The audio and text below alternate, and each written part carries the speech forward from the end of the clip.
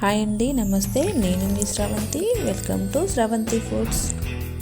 ఈరోజు మన వీడియోలో చూడబోయే రెసిపీ వచ్చేసి సింపుల్ అండ్ ఈజీగా గోధుమ పిండితో చేసుకునే ఒక మంచి స్నాక్స్ రెసిపీని చూపించబోతున్నాను.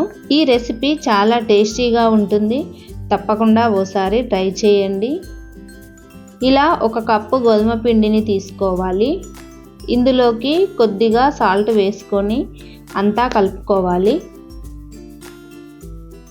తర్వాత 2 స్పూన్ల వరకు ఆయిల్ని వేసుకొని మళ్ళీ ఓసారి అంతా బాగా కలుపుకోవాలి. తర్వాత కొద్దిగా వాటర్ని పోస్తూ చపాతీ పిండిలా చాలా సాఫ్ట్గా కలుపుకోవాలి.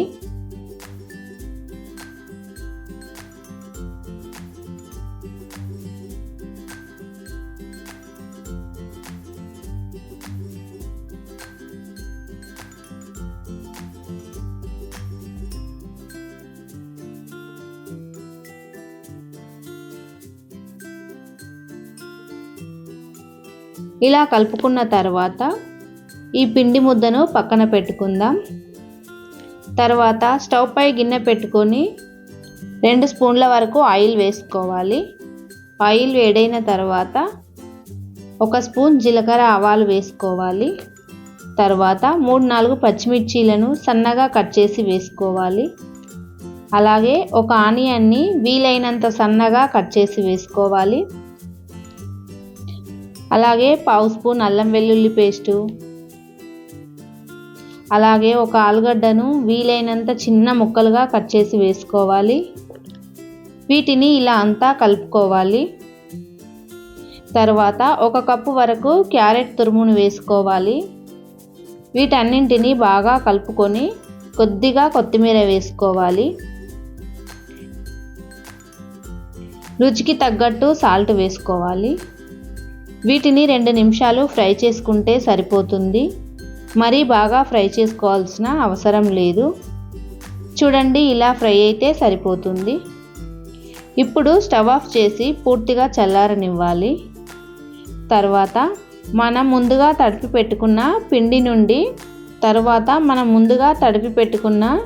పిండిని మరొకసారి కలుపుకోవాలి. ఇలా చిన్న పిండి ముద్దను తీసుకొని పిండి ముద్ద ఈ సైజులో ఉంటే సరిపోతుంది. మిగిలిన పిండి ఆరిపోకుండా ఇలా కవర్ని వేసి పక్కన పెట్టుకోండి. ఇప్పుడు ఈ పిండిని చపాతీలా చేసుకోవాలి. ఈ చపాతీని పొడిపిండి వేసి చేసుకోవాల్సిన అవసరం లేదు. చూడండి, ఈ మందంతో ఈ సైజులో చేసుకోవాలి. తర్వాత ఈ చపాతీపై మనం ముందుగా ఫ్రై చేసి పెట్టుకున్న ఆలు మిశ్రమాన్ని పెట్టుకోవాలి.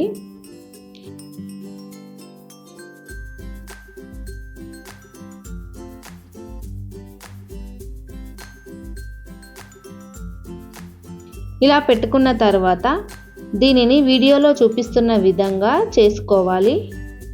ఇలా ఫోల్డ్ చేసుకొని ఎక్స్ట్రా పిండిని తీసుకోవాలి. ఇప్పుడు దీనిని ఇలా నిదానంగా చపాతీ కర్రతో ఓసారి ఇలా అనుకుంటే సరిపోతుంది. చూడండి ఎంత బాగా వచ్చిందో.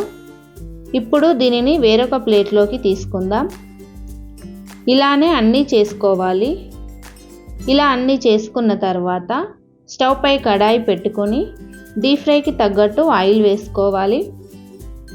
ఆయిల్ వేడైన తర్వాత వీటిని ఆయిల్లో ఎన్ని పట్టితే అన్ని వేసుకోవాలి. మంటను మీడియం ఫ్లేమ్లో పెట్టుకొని వీటిని 2 వైపులా బాగా ఫ్రై చేసుకోవాలి.